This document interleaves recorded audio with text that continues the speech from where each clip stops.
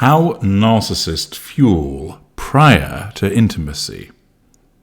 Hello, I'm H.G. Tudor. Fuel is the lifeblood of the narcissist. It fills up the chasm that exists within the narcissist. It makes the narcissist feel powerful. It causes the narcissist to be able to glue the construct together and is hugely important. And understanding the role of fuel is axiomatic in relation to understanding why the narcissist behaves as he or she does. And that's why my book, Fuel, is foundation reading for you. And I would encourage that if you have not done so already, you really ought to read it. You can get it on Amazon, and it's also available in the Knowledge Vault, link in the video description. Intimacy is a major method of gaining fuel. As I've explained in my book, Sex and intimacy is essentially bundled together by the narcissist because it's a weapon of mass seduction. The utilization of sex is in some shape or form used by all narcissists, irrespective of their cadre. Naturally, somatic narcissists are the ones that use sex the most, followed by elite. But even cerebral and victim narcissists will utilize sex, albeit in different ways.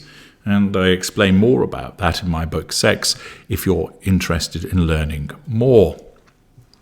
But there are lots of different ways that a narcissist can access fuel without using sex. Certainly, sex is hugely important and an excellent method of getting that fuel.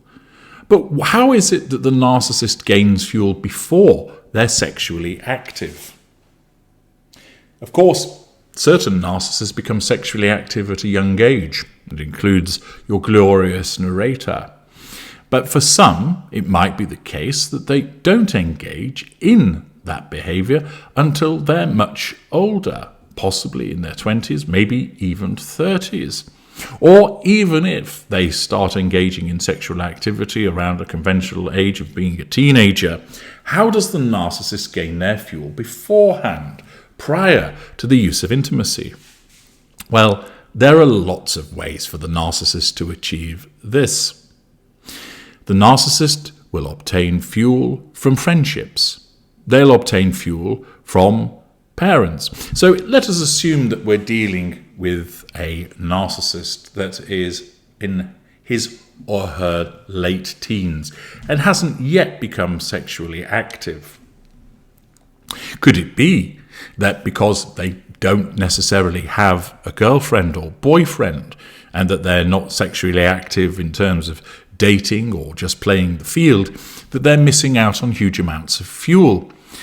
What do they do in order to ensure that their fuel levels are not at a critical place?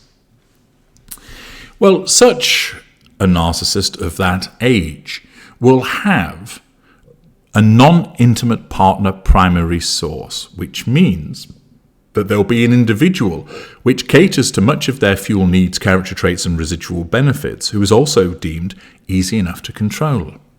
There's no intimacy taking place with them. That doesn't occur. And it's invariably a friend or a family member. Quite commonly, with a teenager of that age, they would be spending a lot of time with a particular friend, but there's nothing sexual or intimate going on.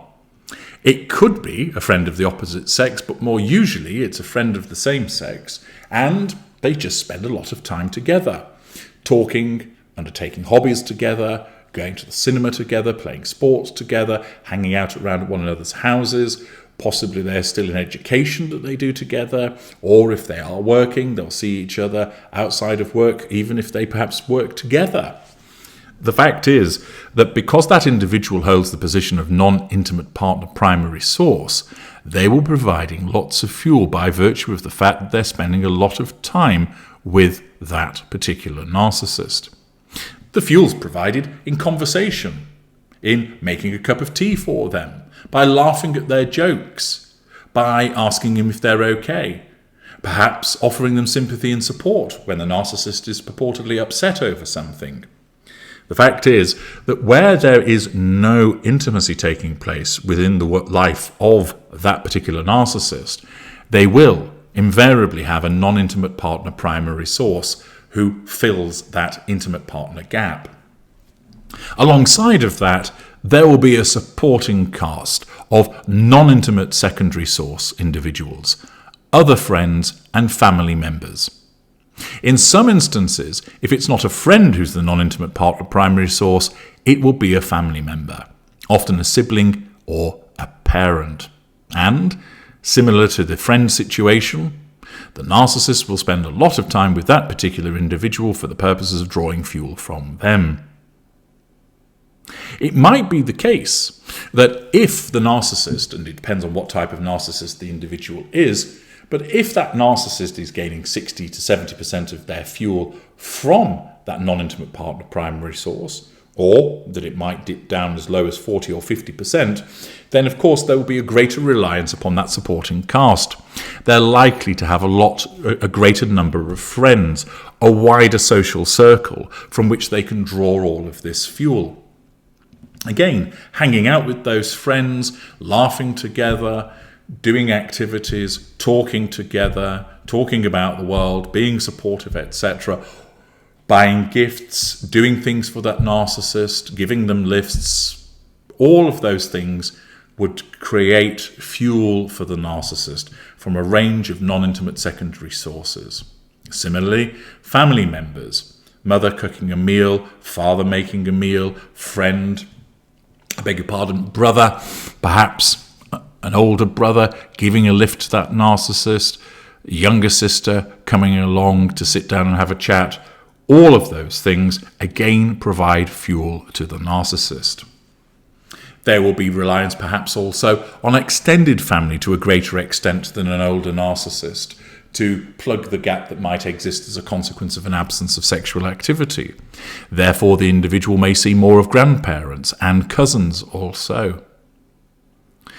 There will also be tertiary sources, which may be the odd stranger, or those acquaintances, which might be, for instance, a teacher in education or a sports coach, etc. But the fact is that if a narcissist is not engaging in sexual activity, whilst sexual activity is an excellent way of asserting control and drawing fuel, and of course residual benefits, and is invariably utilised by most narcissists, where it doesn't happen, that doesn't mean that the narcissist is going to be left in a position of fuel crisis. Far from it. They have excellent opportunities to draw fuel from other people in the fuel matrix, the creation of a non-intimate partner primary source, the reliance on lots of non-intimate secondary source, friends and family, and the smattering of tertiary sources also. Their fuel needs will be met. And given the fact that they're young and will have greater energy levels, they will actually find it easier to interact with a greater number of individuals within the fuel matrix to ensure that those fuel levels are kept high.